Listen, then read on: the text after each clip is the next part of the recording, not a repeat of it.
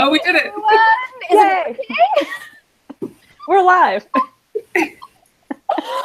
right. Hello, everyone. Welcome to the very, very first episode of Fangirlz Assemble. We're very excited to do our very first episode, which I mentioned, I think 4 times right now. I'm a little nervous that we never actually, we usually have someone kind of here and then hand off the baton to us. Now we're just, we are now let loose. So before we begin the show, we have a very jam-packed show. And in the end, throughout the show, we will have 3 big announcements for you. And we can promise that it will be a very exciting. But before we begin the show, do you ladies want to know about discounts and comics? Yeah. Okay, yeah. So we all love discounts, and we obviously love comics. And if you really want some discounted books, which can be as big as 42% to 50%, there is a very special place I can tell you guys about. Do you guys want to know about this? Please tell us. Yeah, we rehearsed better than this. We're working on it. It's workshopping. It's fine. It's a workshop. But let me tell you about InStockTrades.com. It's a one-stop shop where you can go get any comic books you desire, collected editions mostly, trades, any kind of higher formats like hardcovers, deluxes, omnibus, absolutes, Marvel premium editions, and all those things can be in a one-stop place for as low cost as up to 42 to 50% off. It's free shipping to United States above $50. And they have kick-ass customer service. I mean, when I say kick-ass, I mean, they will, it has been one of my situations. I sent a parcel off to a wrong location. They actually hunt down the UPS person and then made sure they took the box from them, changed the address, and then put it back in the truck. They have done it. That's Emily. So love Emily, and so that's the kind of customer service you can get from them. So yeah, InStockTrades.com. Go every day, update their catalog every Tuesday at 2 p.m. CST. So every new release stuff, you will get them right away, and some of them can be up to 50% off for the deal of the week, which we have an announcement about later in the show. So InStockTrades.com, please go visit them.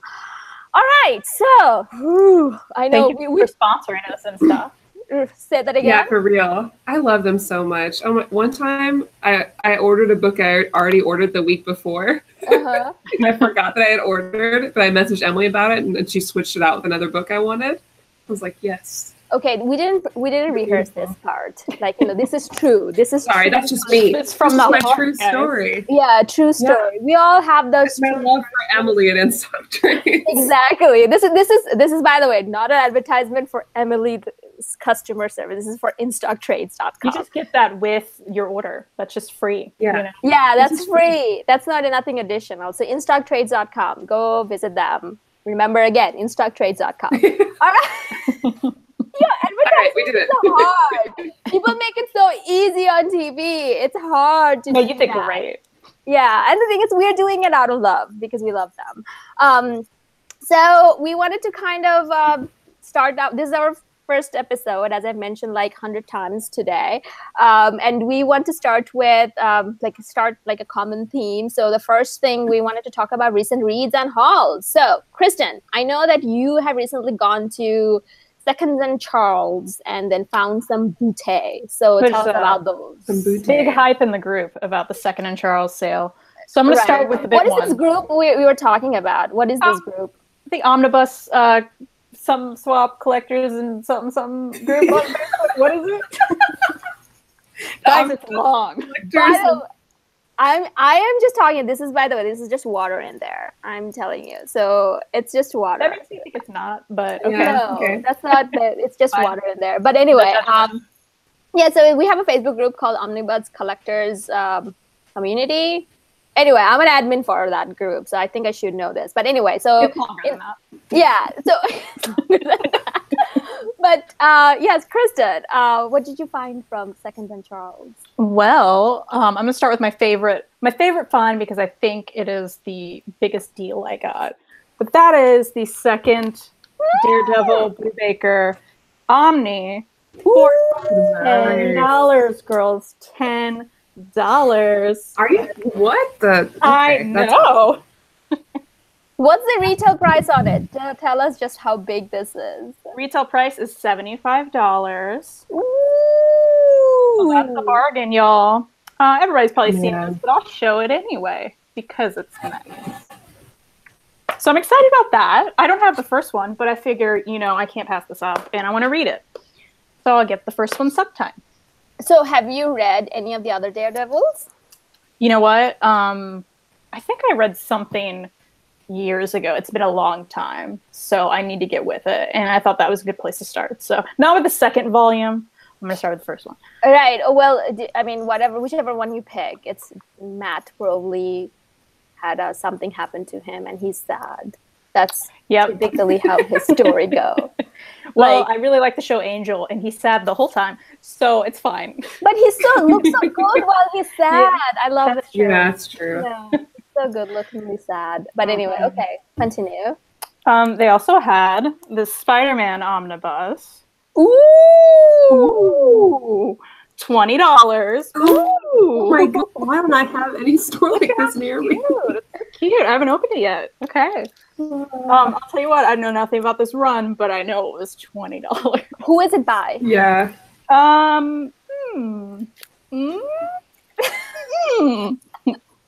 Girls, I don't know. It doesn't say anywhere. I have to open it, I guess.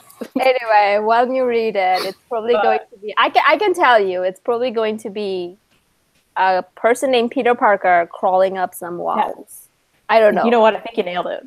I think so. And that's what I'm looking for my $20. Right. It's a $100 book. What's happening? So. All right. Woo-hoo. Okay, what's next? Okay, so this is actually a present for my dad, but since I haven't given it to him yet, I want to show him. Watch the show. He already knows about it. He knows. Okay. I called him. It's fine. But this is by Walt Simonson. It looks so old, doesn't it?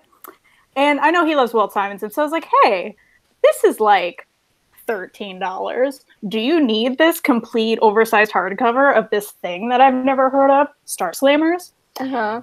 And then as I called him, and I opened it up, and I realized, oh, it's signed by Walt Simonson, so I should probably get this. So that's really fun. Oh, wow. It was I think I'm going to have a heart attack over here. Yeah, like he's not taking this very well. Real life signature. Oh, okay. So it's not even a printed signature. It's no, he signed it's like a book plate. It's signed in pencil. I don't know if you can tell. Oh, wow. Walter is really good. Yeah, I call him That's a good Walter. signature. Yeah, I call him Walter, and he's really cool. So I got that. Okay. So what's the story about? Who knows? Oh. No idea. Do you want me to read the back? I have no clue. I'm not going to read it. It's my dad's. It's old. That's all I got. It looks like, let's see, there's a race of men who could outshoot, outfight, and outkill anybody. They were paid fabulous sums to act as mercenaries. The practice became so lucrative, they decided to go into business. They became the most successful businessmen in history, and they called themselves Star Slammers. So, clearly... This is like someone's Mary Sue kind of book. Just like, these guys could do anything, and now they're going to do it and get some money. It looks cool. When you first kind of showed it, I read it as Star Sapphires. So I'm like, I didn't know that he wrote Star Sapphires book, but okay. So yeah, that's not mine, but you know. Maddie, you like manga? Yeah. Have you heard of this one? No, it looks really cool. So this is like super oversized. I wish I had grabbed a regular size manga, but I didn't. But it's really big. Let's, here's an omnibus. Here we go. Okay. Oh my gosh. Ooh. So I've never seen a manga that big. Yeah, it's super oversized, and it's by Vertical Comics. I love most everything I've read by that publisher. Yeah. And the art looks really cool. I knew nothing about it, but it's like brand new, and it was really cheap. So that's why I got it, girls. I was just looking for the bargains. You know what I'm saying? So yeah. Let me know how that goes. I love. It looks very like horror manga-esque, which I love. Like, there's something I get to read a lot, lot, but I like a lot of like Gaunt's and oh gosh, Monsters. Like I know you guys probably won't know these, but maybe people listening do. But I love that dark. So, oh, hello, Kristen. Yeah, my favorite of ever. Watch Monster, please, with me. Oh my gosh, I've never actually watched it. I've just read it. I have it. Please come over because you can't buy it anywhere. Oh my gosh, let's do it. This is great. So I got that. Anyway, I'm gonna show my in-stock trades haul now. Yeah. Wait. Where do people go to in-stock trades? InStockTrades.com, guys. Yeah. Amazing deals. That's the thing we do. Bring that back. It's not very bad. Okay. So Rocko's Modern Life, Volume 1 trade. It's wonderful, guys. If you ever like the show, it's very funny. And the art's great. How many volumes of it out there? Just one right now. Okay. Just came out. And who is it by? Ryan Ferrier,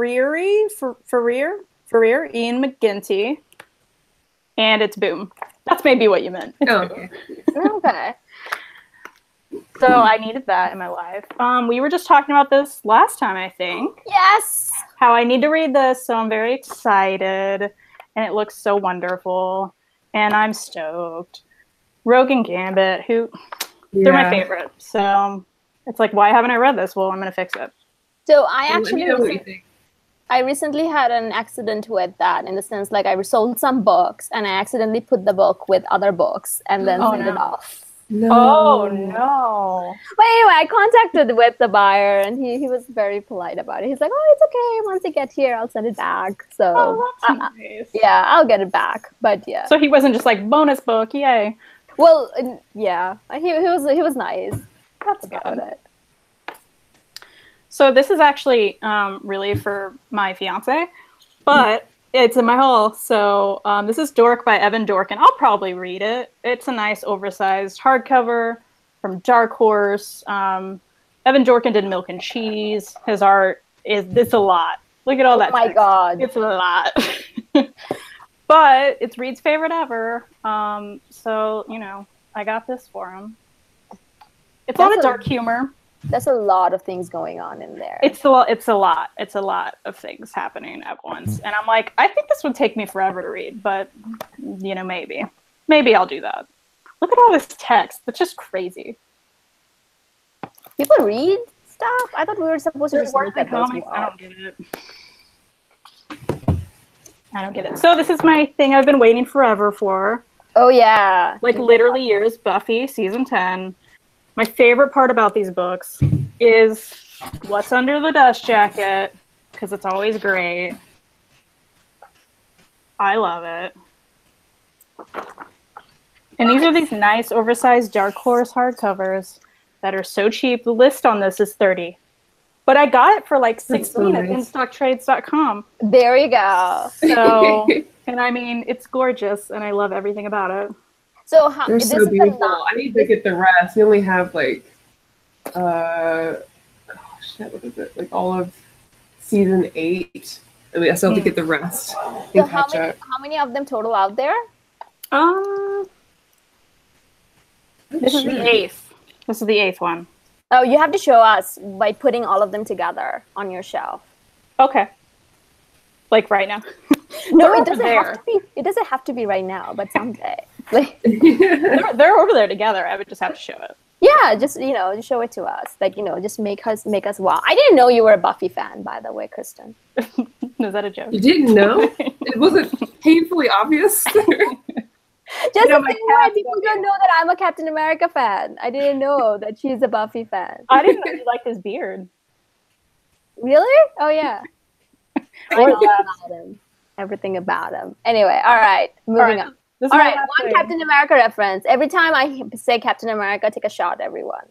All right. Everyone's already drunk. Okay. Yeah, it's Sunday. Take a shot. All right. So this is a cute little book. I literally got because of what it's called and the description. It's called Madame Cat. Okay.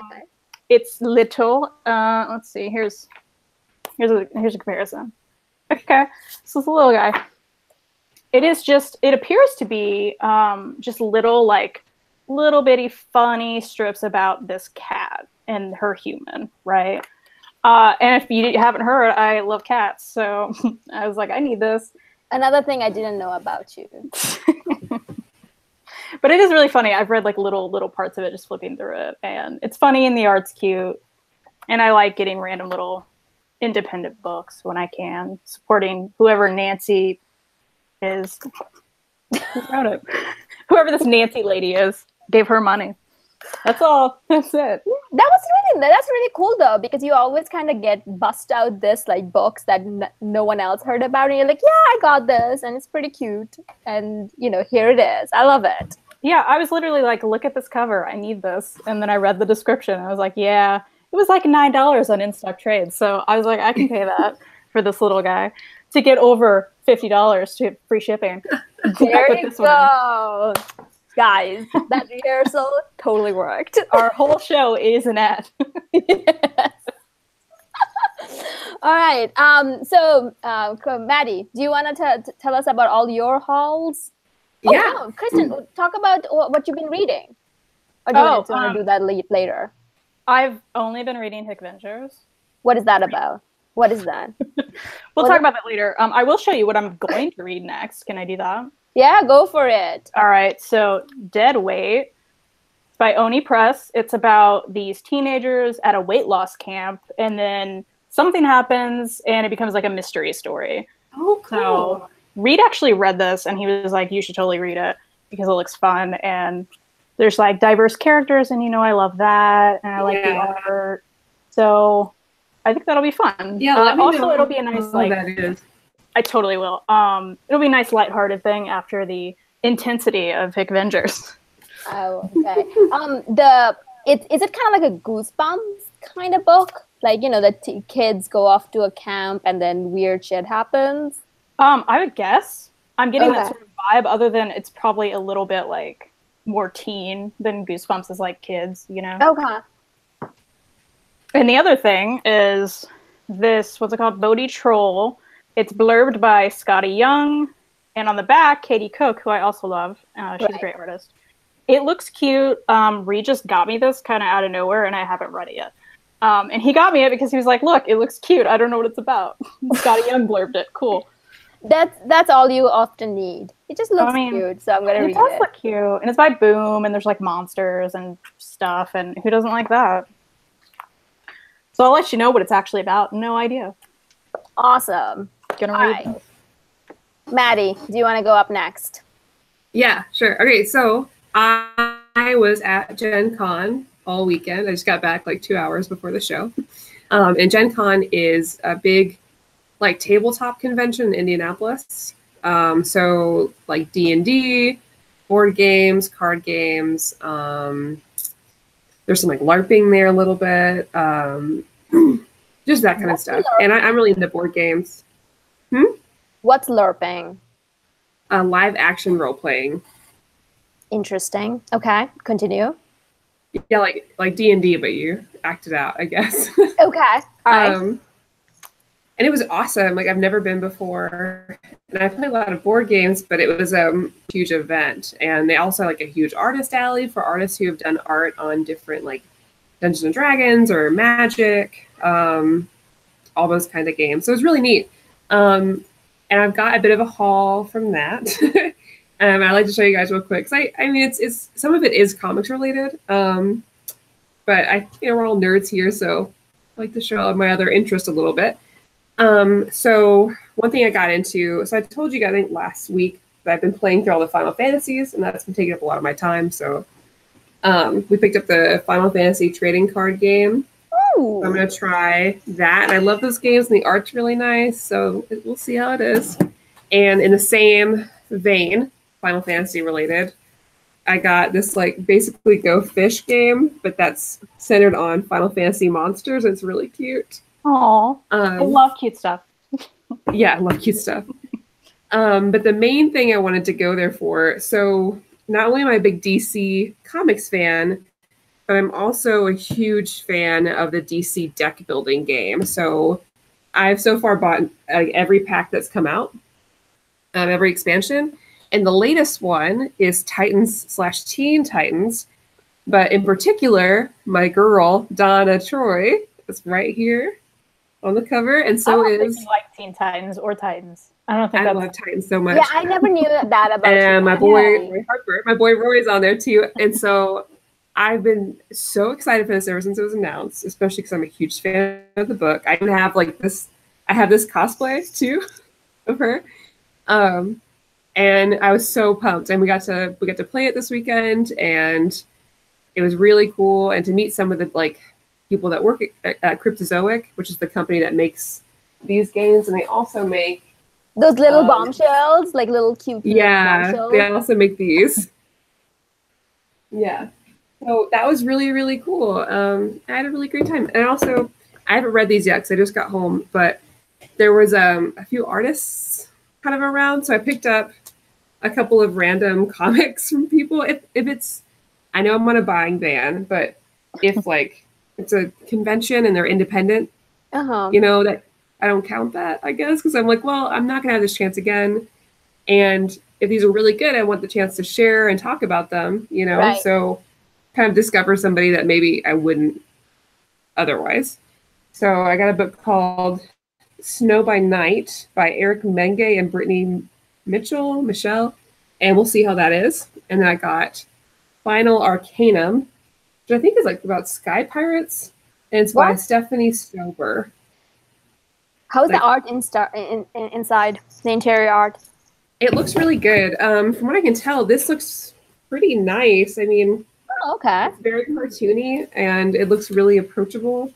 I like it. And this one, Snow by Night, I think has different artists in it for all the chapters, but it's, I mean, it looks pretty good. When I thumb through it, looks pretty nice. So that looks like, you know, that Disney cartoon that two guys goes around and El Dorado. Yes, that's what I thought too. Looks like that. So I was like, that looks really fun. So yeah, that's pretty much what I got from this weekend. It was really fun. So what I've been reading, I read some of, maybe Kristen help me with the name. Was it Katie O'Neill? Is that her name? Who writes? Oh yes. The E-Dragon Society. I read that, and I read her other book. Is that Princess Ever After? Princess Ever After. Yeah. So I read those and loved them. I had a great time with it. Yay. And I also read a book called Lady Castle. I can't remember who it's by, because I've been reading on digital, so I can't just pull out my volume and look at it. But a lot of like female lead comics this past week, after, because I went on a Hick Avengers reading binge before this show, and also for my other show on Near Mint Condition. So after that, I was like, I need something a little light that I don't need any comic book knowledge to read. So it's a nice little break from all that. But I'm ready to talk about Hick Adventures today, though. Katie O'Neill, she wrote, like, you know, she on her website, like, she has like one-pagers that she kind of created.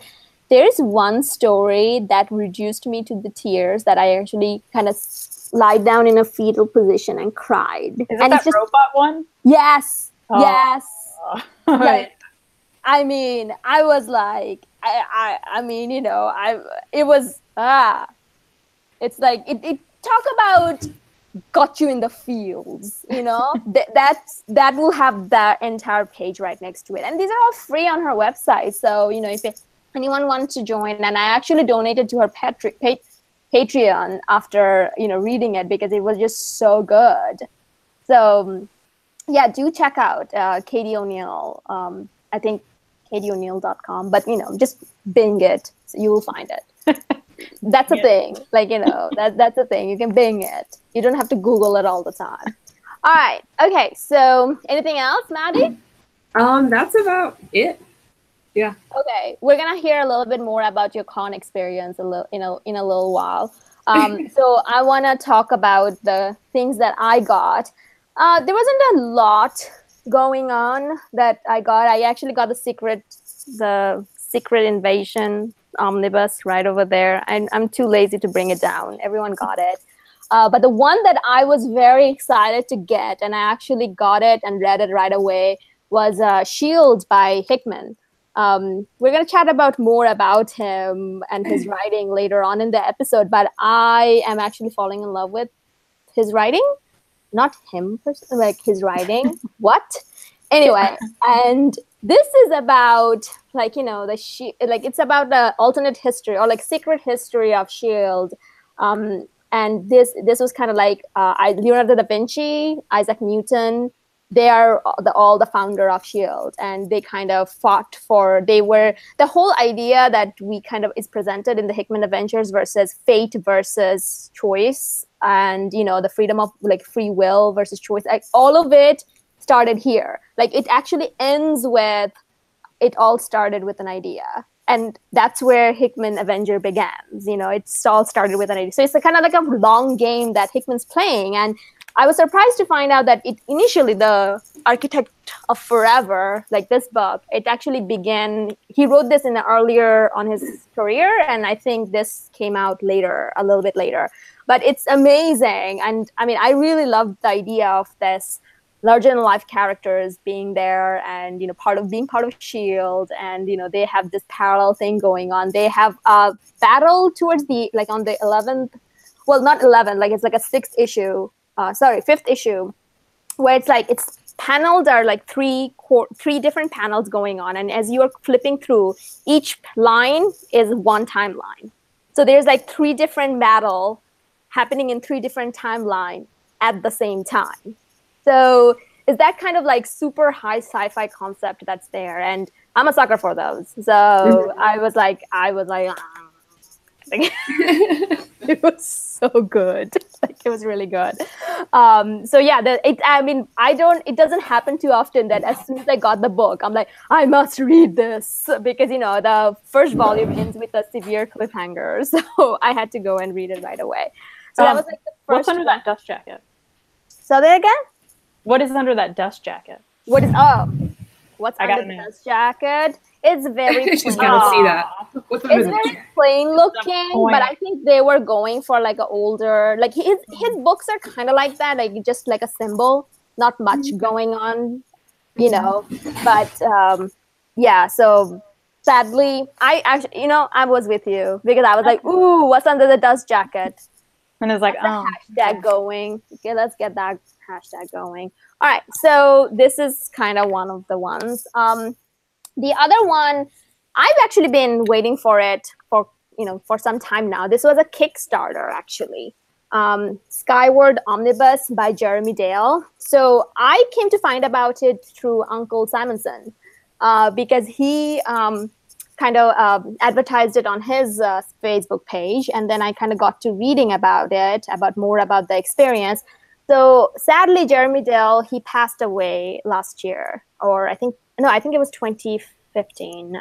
But he wrote only 9 issues of it, and he left behind the story for issue 10. So his wife started the Kickstarter in order to finish the story on their 15th anniversary. Oh. So it was very sweet, and you know I've been kind of in chat with her as well. You know, we kind of chatted a lot, and she's been very nice. And then you know it was like it looks very good. It's about a boy and a dog going on an epic journey.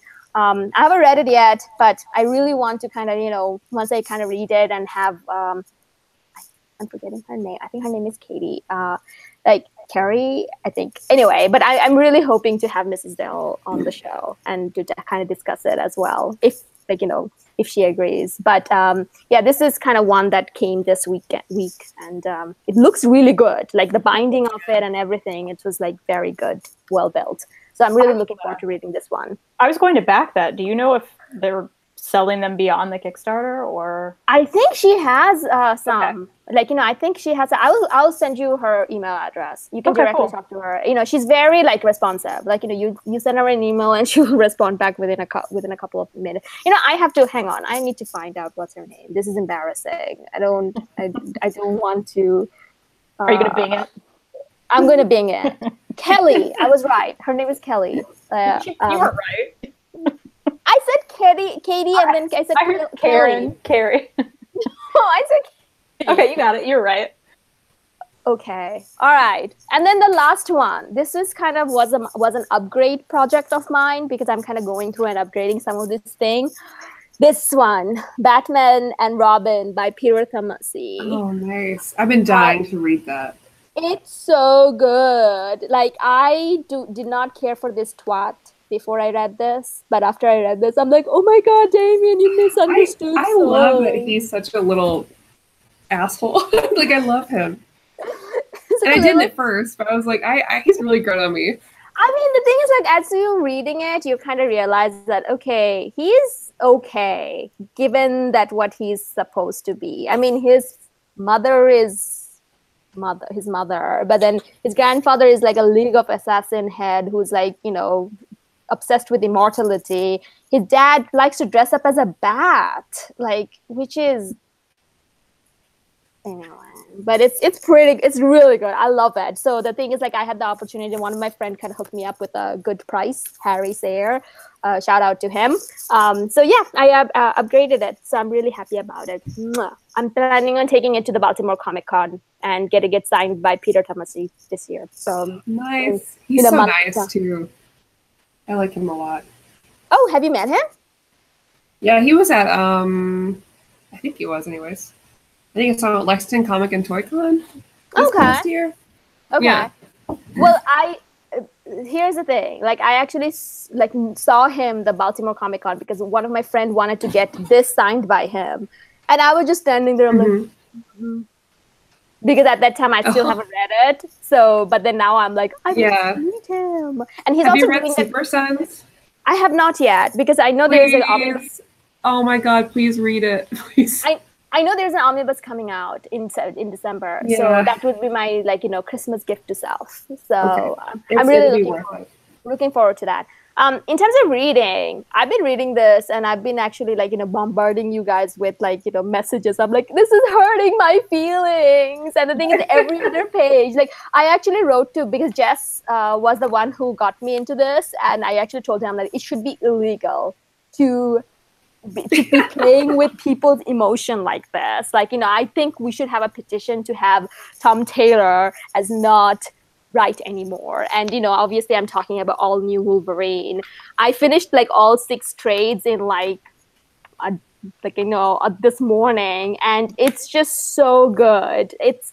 It's amazing. That's all I can say. Like, you know, there's this little Gabby who is like, you know, a pure sunshine. You know, the Tumblr thing where they say sunshine in a cinnamon roll or whatever it is. Yeah, that's her. That's Gabby. And, you know, Laura herself, like, she comes so far from, like, you know, her origin story and stuff like that. And it's just like so full of fun. And this is not, I mean, something happens in the volume 6 because it's like more old woman Laura, so they kind of try to do the same thing as old man Logan, but, you know, fast forwarded into the super future. And there was one thing that happened in it. I just go, I'm done. I can't deal with it. This is too much emotion. I'm done, you guys. I'm done. But anyway. So yeah, so it's that good. I loved it. So I was like very excited about this, and, you know, I desperately want an omnibus of it. I will happily buy that, and I think it's like at 35 issue. It's a prime candidate for omnibus. So yeah, I've been reading that, and I also tried reading Invincible. Sadly, I found it was not my thing. So it's really great, but I mean, it's good, but it just, the dialogue itself was like a little bit too slow paced, and I'm like, it's 25 issues and nothing much happening. So I'm like, it's okay.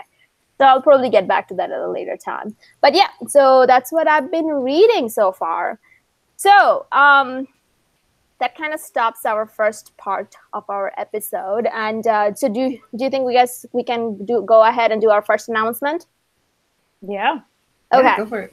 All right, so our first announcement is because of this little website that we have been mentioning, and they sponsor us, InStockTrades.com. They are gracious enough to allow us to choose one book that to go on sale for 50% as their features deals of the week, and we have chosen Heathen by Natasha Alterici as our book. This is, I've already read it.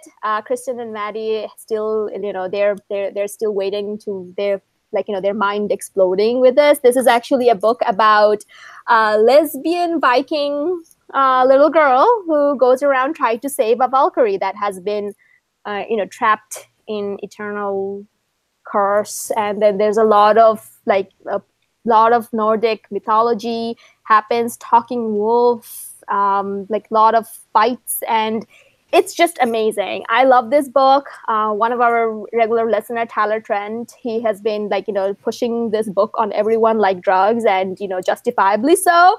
The art in it is amazing. I'm trying to find a place that doesn't give out too much, but anyway, if you look at it, Natasha actually draws it and also writes it. She's currently working on volume 2, and she's, I've also chatted with her. She's very nice. But yeah, so instocktrades.com, it will be on sale at 50% off starting this Tuesday, which is, what day is Tuesday? Which is 7th, I think. Yes. Right. Starting 7th, and then the sale will continue until 14th. So next week, we are also getting Flash Rebirth Deluxe, I believe. Then have Craven's Last Hunt Omnibus. So please get this onto your cart as well, because it's gonna typically is only 27% off, but for this 1 week it will be 50% off. So currently it's $16, so you will get it for $8. So it's gonna be a really great deal. Yeah, that's just add it on to get your $50 free shipping. Exactly. Exactly. What I'll be doing. Yeah, that's exactly what. Yeah, I'm so excited to read that. Yeah, I mean, Maddie will be will be breaking her buying ban to get this. So this is that good, and we will actually be talking about it on our first Sunday. We'll be reviewing it. So that will be on September 2nd. So we'll be reviewing this awesome book on September 2nd episode. So please get it. And we can talk about it. It's all about diversity, goodness, and all that with wrapped around Nordic mythology. Sounds like my jam. Yeah, for real. Heathen by Natasha Alterici. All right. Okay. So is there any kind of general chit chat we want to do? Maddie, do you want to tell us about your relaxed con experience? Yeah, I can talk about it real quick. So I was telling the other girls about my weekend and how chill and awesome it was. And they said they'd never been to a chill con. And I don't know about the rest of you guys, but I mean, it's a little bit different than a Comic-Con, because Comic-Cons, especially for me, I'm in a buying rush and I need to look through everything. And so it's not exactly chill. It's more like me in a focused frenzy in the vendor's hall trying to find stuff and then meet people and do all that. Or I'm in cosplay and taking photos or whatever. But Gen Con was really nice. I wasn't in cosplay. I wasn't taking cosplay photos, which is what it's my side gig. You have a side gig? And a side gig. Oh. My side hustle. Hang on. Maddie has a sidekick? What is this? I wish. How cool would that be? Oh, man. No. I'll take applications for my sidekick. Just everybody knows. Anyways, so this was really great because it was just relaxing, and the crowd was really just cool. Everyone was super nice. It's a diverse age group too, which I think kind of helps itself, because some cons, if you go to, they're really young. It can be a little unorganized maybe. Mm-hmm. And at a gaming convention, people are used to talking to other people. So you get a lot of people that are very used to conversation. What do you mean? What do you mean by this? You know what I mean, okay? Listen, I know we're all comic book fans and we're fans of a bunch of stuff, but we can admit that there's some fans that maybe don't get as much, which is fine. But maybe that means they're not used to talking to people as much, right? I don't know what you're talking about. It could be a little awkward. And we're a little bit a different type of awkward, which is the overexcited awkward. No. What? How dare you? You know we all are. Let's not lie about this. Right. But yeah, it was just really chill. I don't know, it was just really nice. Everybody's just relaxing and playing board games together. I met other people while we were there, just hey, do you want somebody to join your game? And I was like, yeah, totally. So we played this like 2 or 3 hour game with somebody we just met. And it was just really nice. So if you want a nice, just like relaxing con time, I recommend Gen Con in Indianapolis for sure. So we should. I really need to go to a relaxing con, because typically, like, you know, Jess talks about my con, like it's like I have a plan, you know, and I need to go meet a man about a plan, you know, kind of like things. And then Jess is like, yeah, she has it, but she's like, Eisenhower didn't plan Normandy as good as Furica did.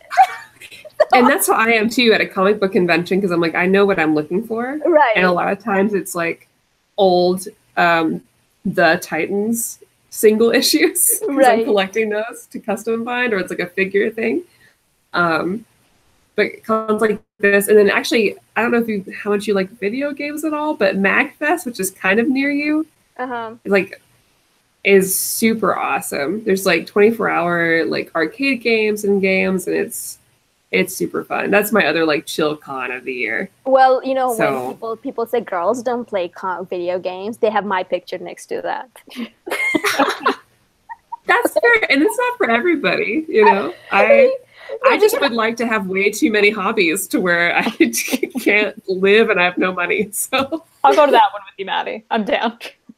Okay, you told me that's because I don't play comic book. That's because I don't play video games. Doesn't mean you guys can, like, you know, just exclude me.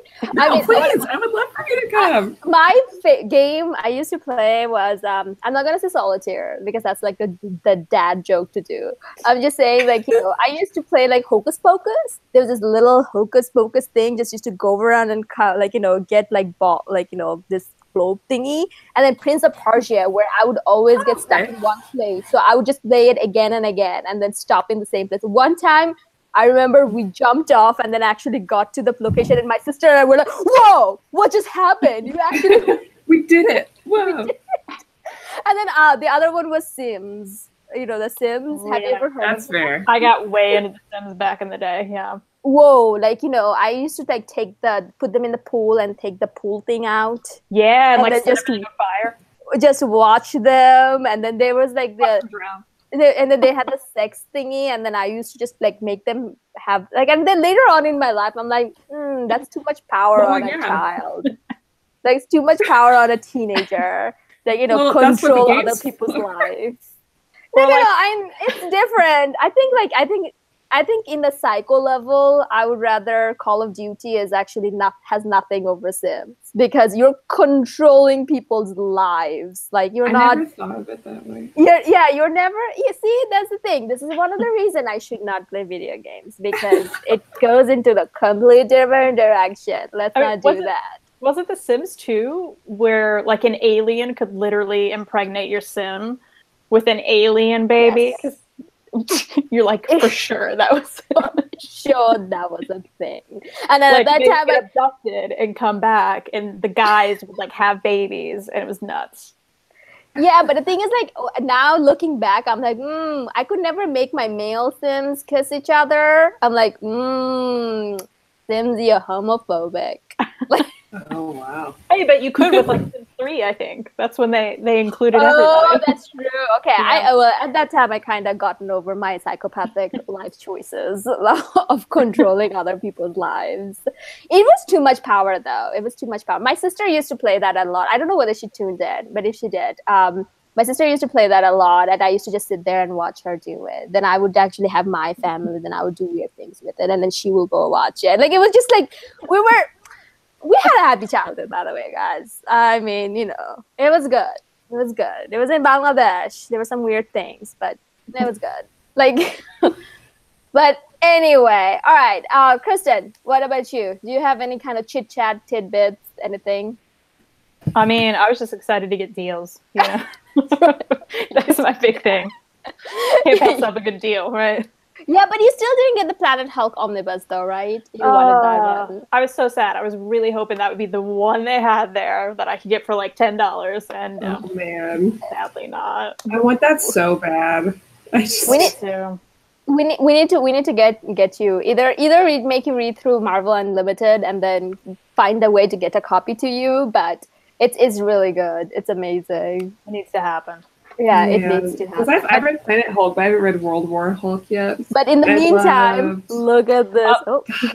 In the meantime, I'll make you jealous. I just want to can I just like spend a week at your place and just read all your stuff? Oh my God, guys, come over. I have like 1,080 square feet apartment. We can all hang out and then just read books and not actually talk about it. Absolutely. We're going to keep talking about it on Sundays, 8 p.m. But, I'm like, no. We're not talking. Shush. But in real life, we're just going to have our faces in books and not talk about it. Exactly. I mean, honestly, if we could just have like a girls' weekend with like comics and some drinks, I think that'd be great. That's right. And then we can just take a shot every time I mention like Chris Evans's abs. Then 10 minutes later, we're like, guys, we're drunk. We can't just do this anymore. Freya, stop talking. Put a duct tape on her. Stop. See, and I'll just bring a video camera because I don't actually drink. So I'll just film you guys getting smashed. It'll be great. Right. I'm just going to be providing the shot thingy. But anyway. Got it. All right. Okay. Now that our weekend plans out of the way.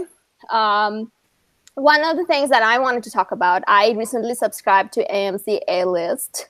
Kind of moved over from Movie Pass because whatever going on now. Now, apparently there's a Movie Pass Go thing that you would never know which movie you get to see once you are there. So I started going to AMC A-List, and then because of that, I felt like, I should see some movies because I typically, unless it's a comic book movies, I don't go to the movie theater to watch them. So the couple that I watched that kind of stayed with me, one of them is like Blind Spotting.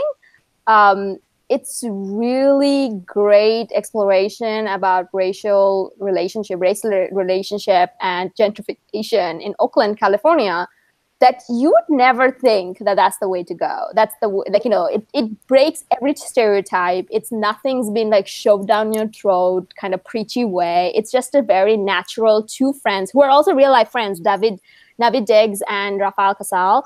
And they wrote it.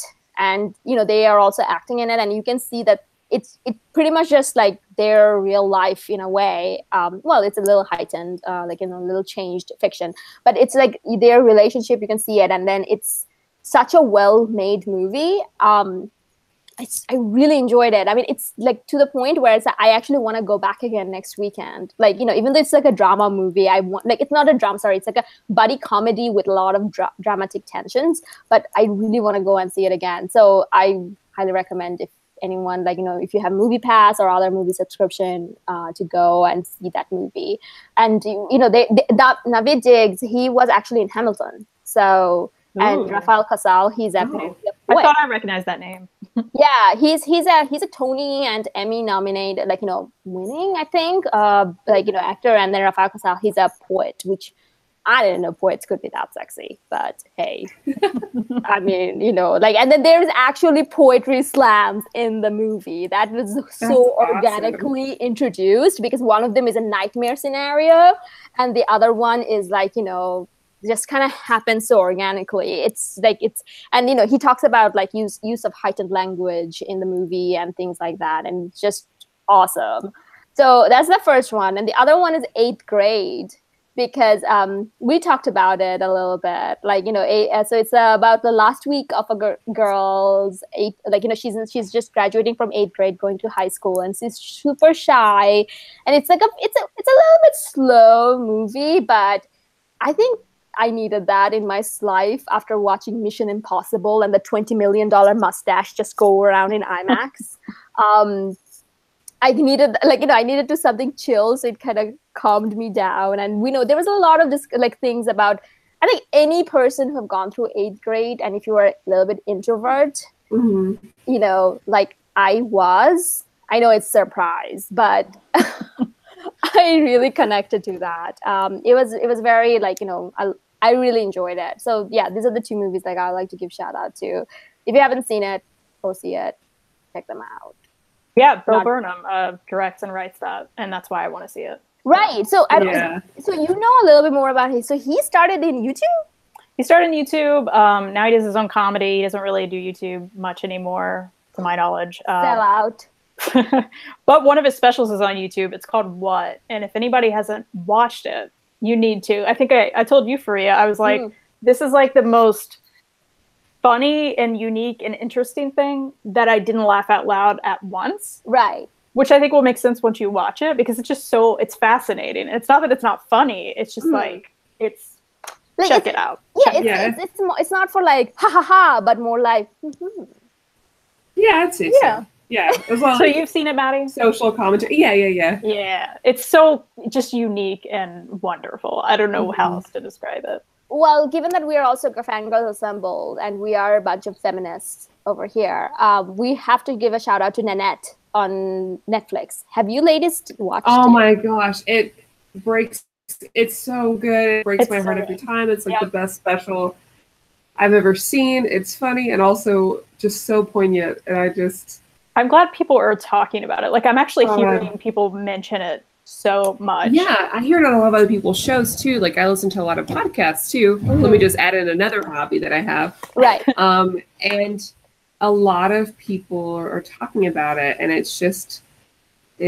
oh man, the way she talks about how, like, you know, she's made so many jokes at her own expense, just because she's gone through some pretty awful situations of people treating her poorly because of her sexuality. And oh gosh, it's such a powerful bit, and I'm so glad to see more comedians not just do these comedy bits, but also use their platform to really talk about issues in their own life and how they're dealing with them. And that makes me just more attached to it. So I was watching us laughing, and then I was just gross sobbing. Right. That's you begin with like laughing, and there's all this like, you know, kind of like haha, like, you know, chuckling laugh, and then it just goes. And the thing is, like, I loved watching like pure raw emotional anger. Like, this is like, you know, an anger, like, you know, not just, I don't know how to say it, but it's just like, it was her. Like, there was no, like, you know, polishing it, none of that. It was just, you know, she just talking about her experience, talking about everything that she felt, and just standing in front of all these people and then just doing it. And, like, you know, just saying this, and it was just flawless. I don't know. I mean, I would never have that much courage, but I was just wowed by her courage. Like, I was just wowed by her. And I don't know, like, a lot of things that she talks about is like, you know, the expense, the male's success at the expense of women's, you know, humanity and things like that. Like, a lot of those things we also see in comics a lot. Like, you know, all the fridging like female characters, or like, you know, like just the way they're dressed up and things like that in comics that you see. It's kind of, a lot of that falls within that. I mean, she didn't talk about it more in terms of comics. She was talking about it more in terms of art, because she was an art history major. And I don't know, like, a lot of that made me upset, but at the same time I was like, wow, like, you know, it opens your eyes to kind of a lot of those things. And I would say that, you know, I often also kind of, you know, involve myself in those self-deprecating jokes and stuff, but mine doesn't come from that level. You know, it's more of like, haha, like, you know, but at the same time, like, should we be doing that? Like, you know, is that a good thing to do? But anyway, yeah, so Nanette is another one. It's all on Netflix, and everyone has Netflix now. So watch it. It makes you think in a way that, like, I've never experienced with a comedy special. Right. Yeah. Right. You know, it's so heartfelt, and I think we didn't really necessarily, we needed that, but I think so many other people need to watch it, because it will educate people on things that they don't even understand what they're talking about. You know, like, we're thinking, I don't even know how to explain it, but everyone should watch it. Right. And, you know, it's just, like, watch it. Get cozy and then watch it. I would recommend, like, you know, watching by yourself, because it's intense. Yeah, it's intense. Yeah, but the thing is, like, it's like a very self-exploration. Like, you know, you would want some time after you watch it to kind of think about it. You know, kind of have an introspection and all that. Because, you know, here in Fangirlz Assemble Live, we try to get people to be a little bit introspective. You know, we're smart that way. Right. Okay, so It is almost 9. Should we go ahead and jump into Avengers? What do you think, Maddie? I'm ready to talk about it. Okay. I've been excited and also nervous because you love this, and I had sort of an interesting journey with it, and so I was like, get out of here. I know. Same. But I think, okay, so before we talk about it all, I haven't read a lot of Marvel. Right. Okay, so I've been kind of dipping my toe in stuff, and I read all the Cosmic Saga. Right. So going into this big event sort of thing, that's what I had to compare it to, you know, and for me, Annihilation's perfect. So, and there's a lot going on in Hick Avengers, and I don't really know these characters besides the movie, right? Right. So it didn't include a lot of people that I am very well acquainted with, I feel like, except for like Thanos and stuff.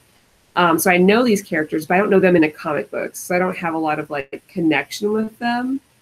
And I spent a lot of the book very confused. And so I'm sure if I came back and reread this later, after I get some more of these books in, it may change how I feel about it. So let me preface that before I mute you. I get murdered. Yeah, because I have the power. I know, I've been so nervous. No, I'm kidding. Okay, so the thing is, like, I completely understand. So this is something this is perfect what you did, because I wanted to kind of ask both of you ladies, what's your experience of Marvel Universe? So that, you know, because I wanted to kind of say some things about that. So Kristen, when you going into it, how much did you know about Marvel Universe? Well, this was my first Avengers book. I feel like I have a nice, like, I haven't read tons and tons of Marvel to know, especially Avengers, to know the characters just like Maddie. There were some I was just like, I don't know who you are, but I guess you're a person. Or you have a power or something. So, yeah, I had a lot of moments like that. And I mean, it was that first half especially, I feel like, was a lot of confusion for me. And I was trying to hold on, and I held on. But it was just a lot of like, wait, what's happening? Okay, cool. Wait, what's happening? All right, cool. So the moment I felt like I found footing, I was like, wait, what is this now? So, yeah, you feel that? Yeah.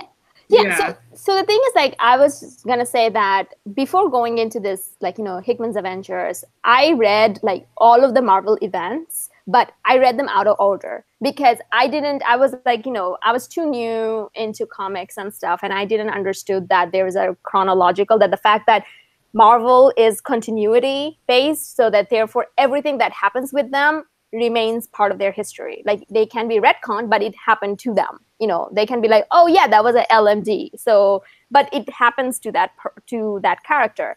Like, you know, otherwise, like, compared to what DC did with New 52, they're like, nope, stop, we're starting from fresh, right?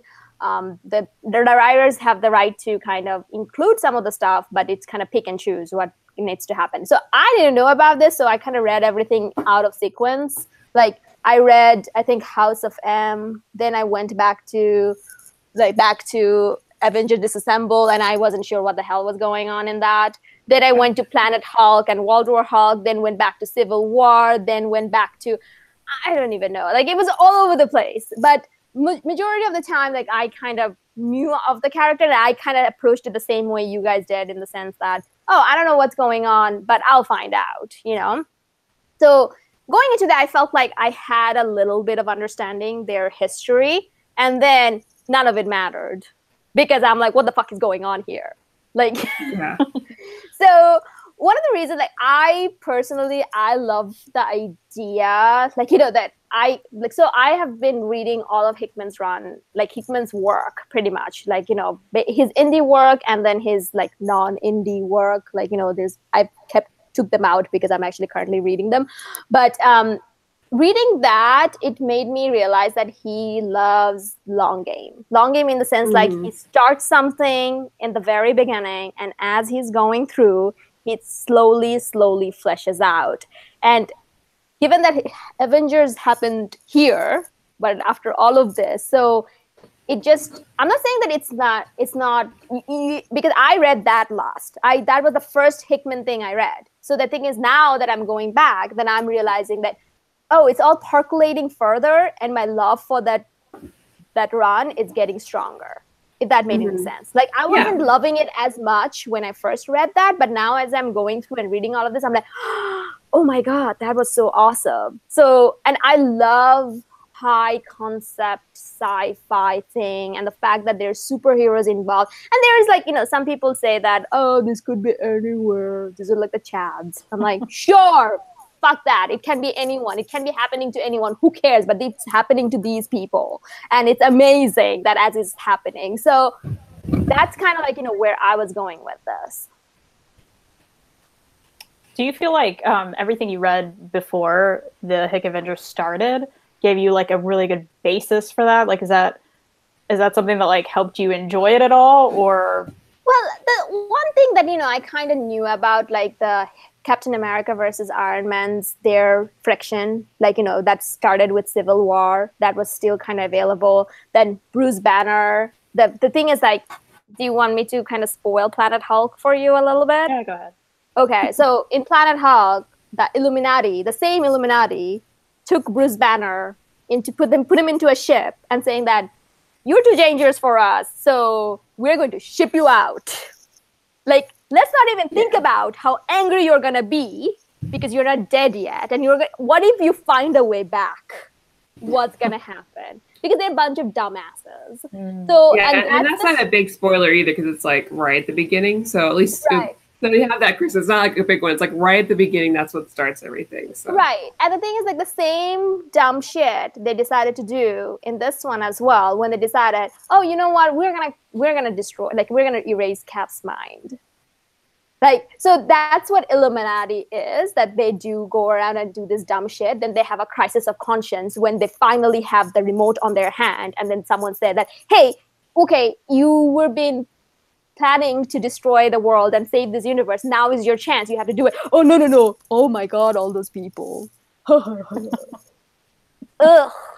Like, anyway. So, yeah, so that's kind of like, it helped a little bit, but also didn't. Because, you know, it just like, to me, I felt like this entire Avengers run was actually MCU Avengers, not Marvel 616 Avengers. I don't know.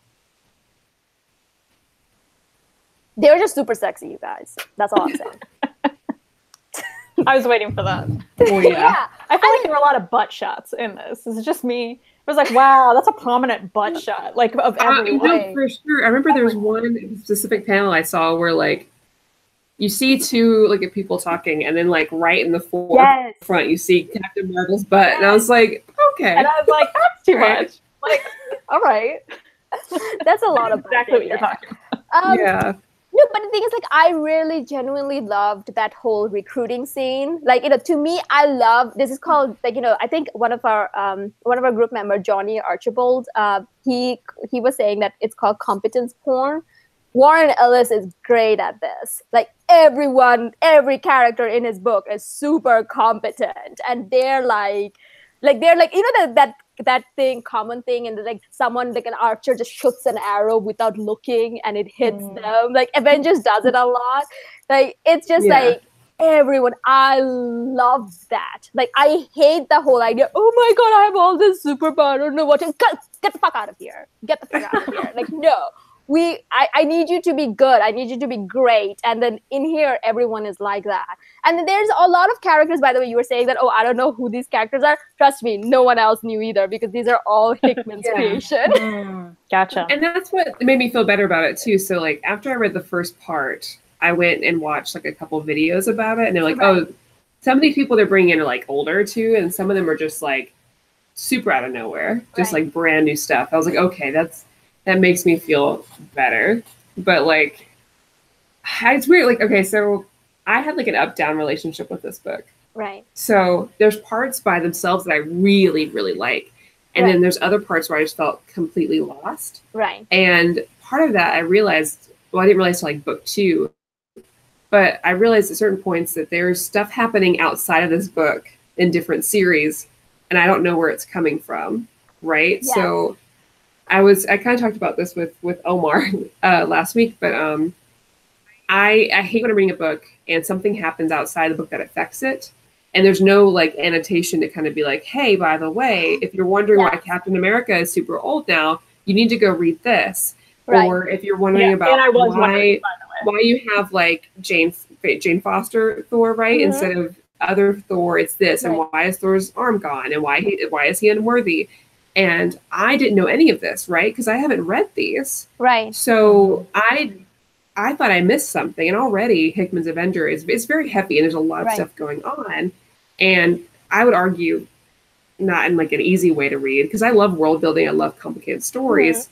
I didn't think this did a very good job with that, honestly. Like, but I was worried as I was going through that I was missing things. And I don't think all of that is his fault. I think sometimes it's like the editor's fault, right? Because you could have put something in there to kind of clue me in. But like I'd read stuff and I was like, I don't know what the F is happening. And you're making me feel like I'm not actually consuming the material. And it's jolting me enough that it's pulling me out of the book. And I really hated that, because I was like, am I reading too fast? Am I just not comprehending this? Like, what is the issue?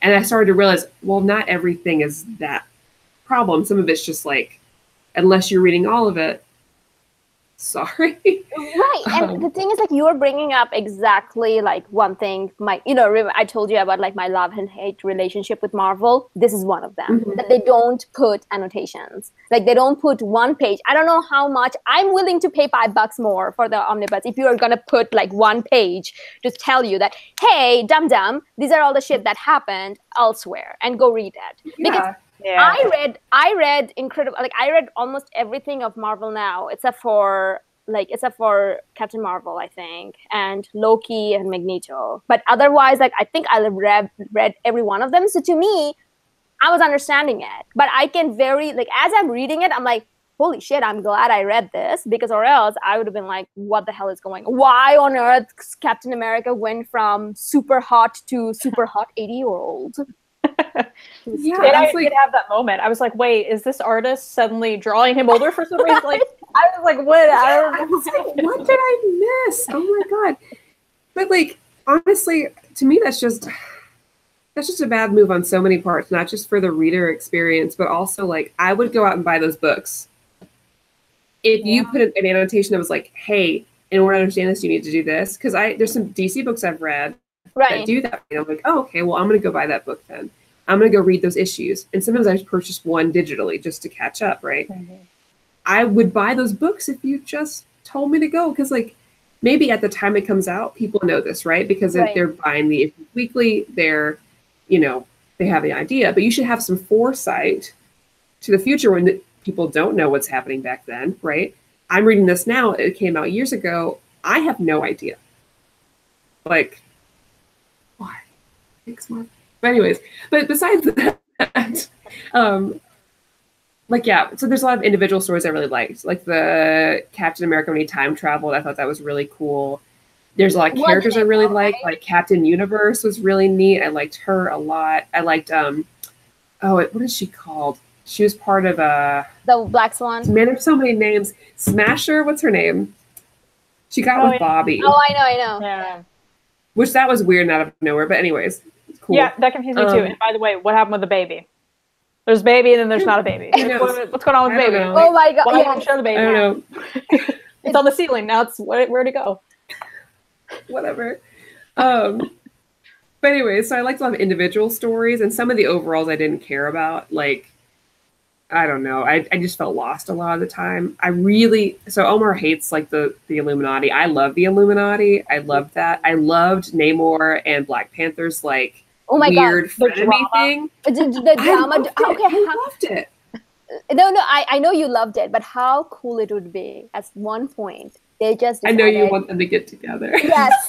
Yes. With his little feet and then his Wakandan, whatever the things that going on. I mean, they could just get it on and get it over with, because that's what needed.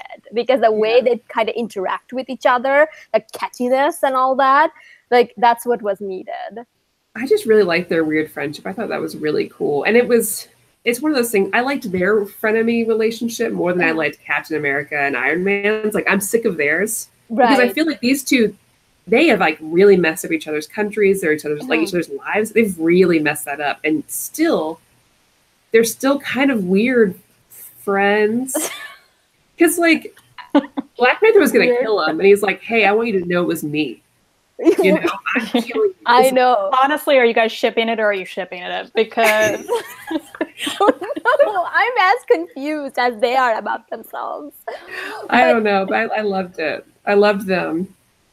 And I loved Fantastic Four. I loved that whole thing. I've never read anything about them, and now I'm going to have to because I loved every bit that they're in. I want to read Hickman's Fantastic Four so bad. But, I'm just doing it for all the people there who don't like, just like be like, ooh, look at them. I got those. Look at those nice whales. So nice whales. Anyway, all right, Kristen, what's your thought? What do you think the story was, by the way? Kristen, tell us the story. What? No, it's not happening. I mean, listen. Okay, I agree with basically literally everything Maddie said. That's how I felt. But this first half was just so much more confusing to me. The second half made a lot more sense. And it seemed to me like the first half was like, okay, fighty times, yay. Which is fine, great. And then the second half was like, we're going to have a lot of drama, you guys. And we're going to talk about it. It's going to be great. Which I kind of liked. Because I could understand it more. But also, even though, what's with the baby? Honestly, still on the baby. But anyway, I'm just concerned about the baby, you guys. Like, yeah, I don't know how I feel about any of it. I think I need to create a pull quote to put onto the Avengers. Like when they come with the complete collections, they're like, "This is all the fighty time, you guys." And then the second half is like, "So we're gonna have some drama." Part 2. Feelings time part 2. All right, so what was your favorite parts about it? The baby. I'm just kidding. I did like the Namor Black Panther stuff because it was so drama and it was so they're in love for sure. So shipping it. That was fun. Let's see.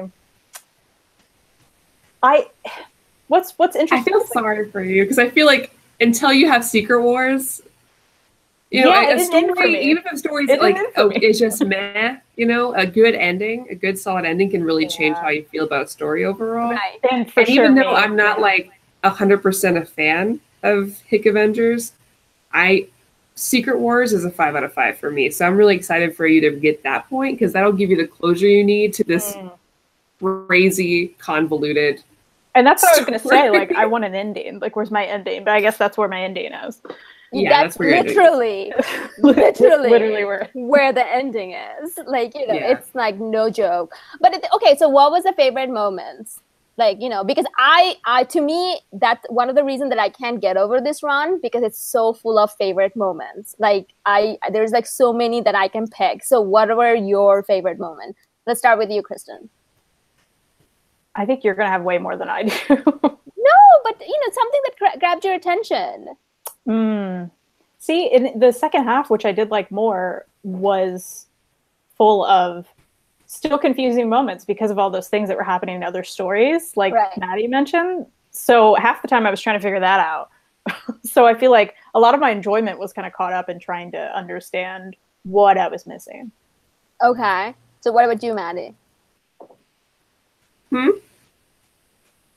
Welcome back to the show, Maddie. Like, I think you were talking in the comments or the chat, and then every once in a while I'm like, oh shit. No, we're talking about the favorite moments from Hick Adventures. I had a few. The first thing I think about, like my absolute most favorite moment, would have to be when I've already forgotten her name. Reed Richards' daughter. Valerie. Valerie, yeah, Val. So when he thought he was going to die and it was over and he wanted her to continue her education, right? And he sent her all of his research, right? And she reviewed it because she's a genius and the best character ever. And she was like, listen, there's no way we're going to win. So you better start figuring out how not to lose and something like that. And I was like, that's the most powerful thing I've read in that entire book. And that moment stuck out to me the most. Because everyone else has been, all of these adults, right? All of these like older dudes, the Illuminati have been trying to figure out how to fix this. Everyone's trying to figure out how to fix this problem. And you got this girl that came up with it, and she's like, you are all thinking the wrong thing. You know, you can't stop this. It's not going to be stopped. This is going to happen. You just have to figure out how you're going to make it out through the end. You know, like, we're going to lose regardless. Sorry. Like, we're not going to win this war that you want to win. It's not going to fit the mold that you want. You need to figure out a different way, a different path outside the box. And she did. I mean, she came up with this whole thing, like, the way out, which Kristen will get to see at the end. And I think that's so cool. You have all of these big minds, all these big superheroes, some people who've been living forever, and you've got even a god, right? You've got Thor, and you've got Hyperion. that guy, Hyperion, right? And you've got, you know, these superpowered beings that create worlds, like I can't pronounce it. The yellow guys, the yellow alien guys, the builders and the other ones. Yeah. And then you've got this little girl who that's the one. Yeah, Ex Nihilo, yeah. And she was funny though. Kind of comes up with the key to everything in the most like simplistic way in a note to her dad. And I'm like, man, that is so cool. Like, if I just ignore all the things I don't like about this book, I'll be just as happy with just her in that moment. And that's just awesome. That's a good one. So she's supposed to be 4. Now, I don't know what you guys are all doing at the age of 4, but she's apparently 4-year-old. That's crazy. I think so. Cool. Someone in the chat can correct me if I'm wrong. But you know, and she's young, whatever she is. Yeah, but she's supposed to be 4. But to me, like but you brought up a very excellent point, though. That is like, I think that was the ultimate point. That there was this huge catastrophe that's about to happen. That's going to wipe out the reality and stuff. And all these old heads who are supposed to be smart and everything are just fighting over their ego or fighting over their ideology, but it's actually the younger generations who are trying to do something. Like if you think about Sunspot, I think his name is Sunspot, right? The Portuguese one. Like, he's the one who buys out. Right. He's the one who buys out AIM and everything, and then decides to, like, you know, kind of go and find a solution. And, you know, he kind of gathers up all the ones that are not just fighting or whatever, and then, you know, try to find a solution. Then there's Val, who's kind of saying like exactly what you said. Like, it's like, there is no stopping this, so let's find a way not to lose. And that's, I think that's a kind of idea I really like from, like, you know, from Hickman's writing, that he writes it in this kind of surreal, like, you know, kind of like it's very like it can be pretentious if you want to call it, but I love that pretentious shit. Like, I just love this whole idea of like, it all starts with an idea. Like, I love in terms of like moments, I love that whole recruiting, like the first, like, you know, when they were going around recruiting all this thing, like it was like the sexiest shit ever. But and then that was a cool line too. Like, I feel like there's a few like really cool lines in that, in that whole like, we need to get bigger, right? Right. Like, that was a really cool line. Because, you know, that's something that drives me as an engineer. Like, you know, it kind of drives me always. Like, it's like, and I think, I don't know, after reading this Hickman's Avengers, like, it's just this idea of like, we need to go bigger. Like, I feel like I have been actually trying to employ that in my work a little bit. So that's why I kind of so obsessed with this run, because it affected me in a different way, in that, like, you know, there's so many problems at work we face, and we try to kind of patch them and try not to kind of create like, you know, find an actual solution, versus like, you know, why aren't we thinking outside the box? Why aren't we going bigger? Why aren't we, like, you know, it all started with an idea and going bigger. I just love the whole idea. Like, you know, it started with an idea, and, you know, there was like, it started with 2 men, one was life and one was death. And ultimately, you know, at the end, one survived. Like, you know, the whole, like, it just, I don't know, the juxtaposition on Avengers 44, when it's like between issue 3, and then they were just kind of going back and forth to show you what happened to them, like where they started. And then because they just never come to a compromise, or they never actually come to a discussion, literally the same very idea they have, that we're going to save the world, just fell apart. And there's this, you know, and I think that's a running theme of his books, though.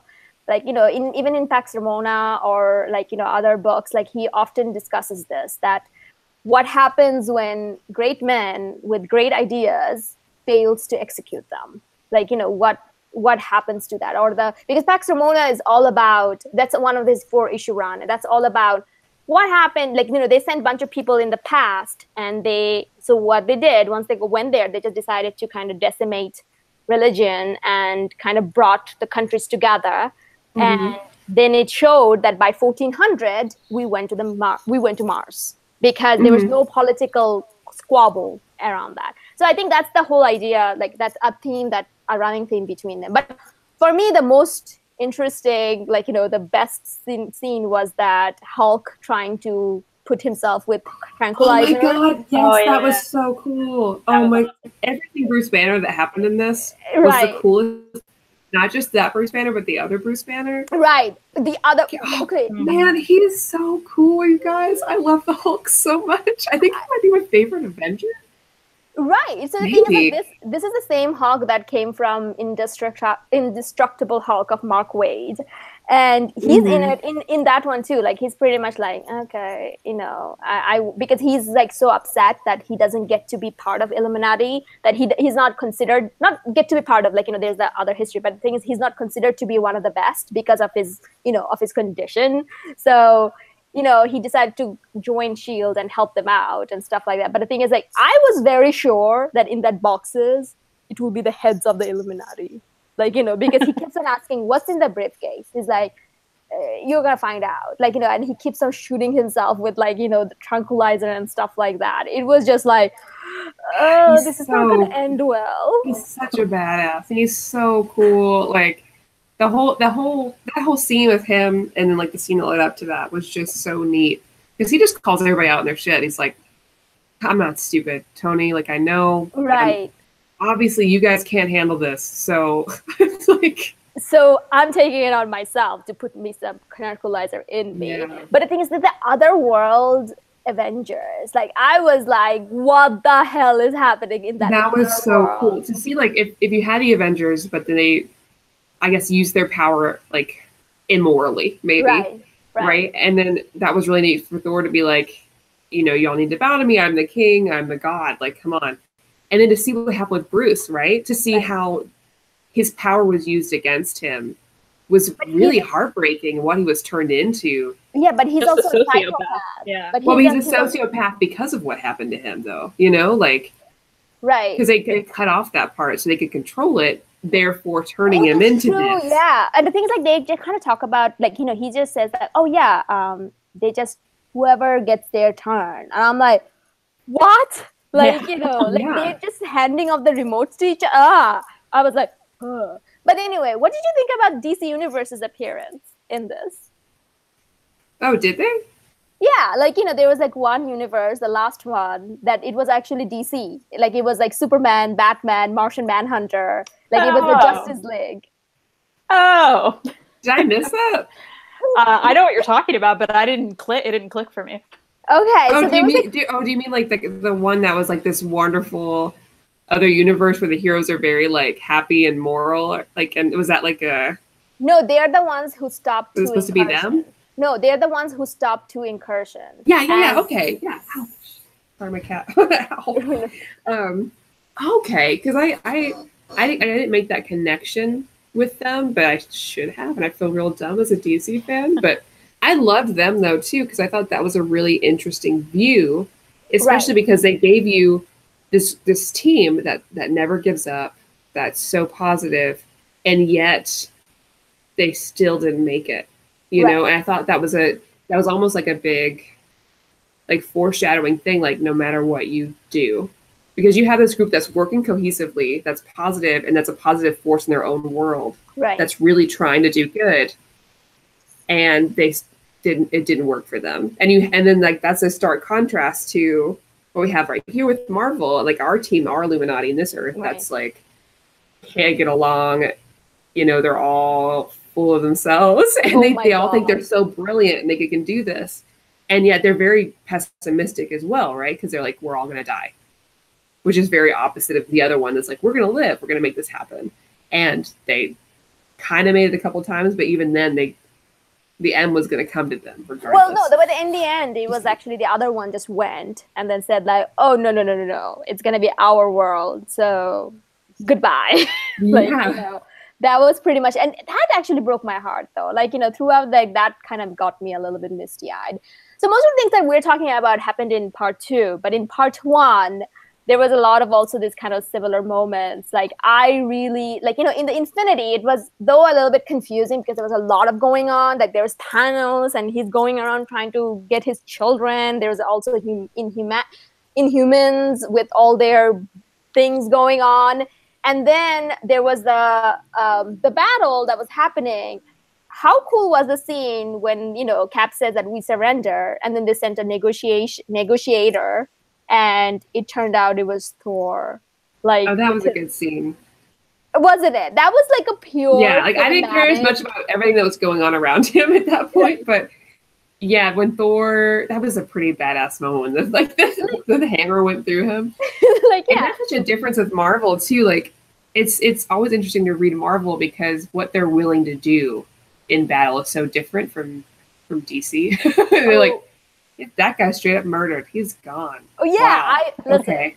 So this is me being a little bit psychopathic, and I think this is one of the reasons that I kind of don't jive with the DC characters as much. I'm like, murder that motherfucker. Like, he, no,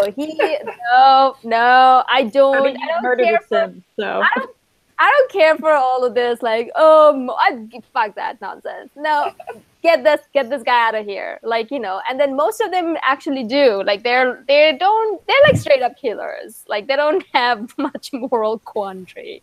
Like, they're, well, and they have to be. Like, they're soldiers. They're soldiers, they're gods. And, they don't have much of those qualms about those things. But I loved that scene where it's like, oh yeah, we surrender. So it's like, okay, they send someone here to negotiate, and then the ship opens. I never thought in my life that it would be Thor showing up. And like, okay, you need to get rid of his hammer. He's like, okay, the hammer's gone. And then it just comes back. Never believe that. Come on, guys. Right. It's like they never learned anything about him. Like, come on, guys. You've been around the galaxy a few times. Like, but they never read Marvel comics. That's the problem. Like, they were reading this. Yeah, they need to read it, which is actually a thing about Marvel Universe, because all the comics exist in their world. Like, these are their stories. They're authorized. Like, the copyright, they own the copyrights to tell their stories.